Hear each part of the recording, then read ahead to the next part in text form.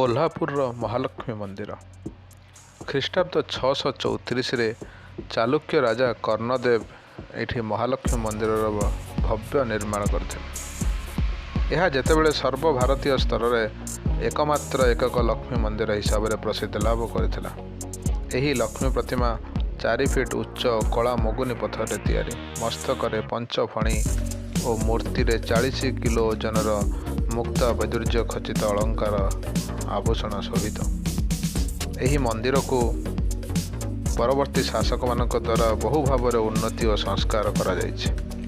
ସ୍ୱୟଂ ଆଦି ଶଙ୍କରାଚାର୍ଯ୍ୟ ଏହି ମନ୍ଦିରକୁ ଆସି ଏଠାରେ ଅବସ୍ଥାନ କରି ସେବା ପୂଜାକୁ ସୁସଂହତ କରିଥିଲେ। ଏଠାକାର ପ୍ରସିଦ୍ଧ ଦ୍ୱାଦଶ ଲକ୍ଷ୍ମୀ ବେଶଗୁଡ଼ିକ ହେଲା ସୌଭାଗ୍ୟଲକ୍ଷ୍ମୀ, ଗଜଲକ୍ଷ୍ମୀ, କମଳା, ଚଞ୍ଚଳା, ରମା, ହରିପ୍ରିୟା, ପଦ୍ମାଳୟା, ଶ୍ରୀ, ଆଦ୍ୟାଲକ୍ଷ୍ମୀ, ଧନଲକ୍ଷ୍ମୀ, ଇନ୍ଦିରା, ଲୋକମାତା। ବିଭିନ୍ନ ତିଥିରେ ଏହି ବେଶଗୁଡ଼ିକ ଅନୁଷ୍ଠିତ ହୋଇଥାଏ।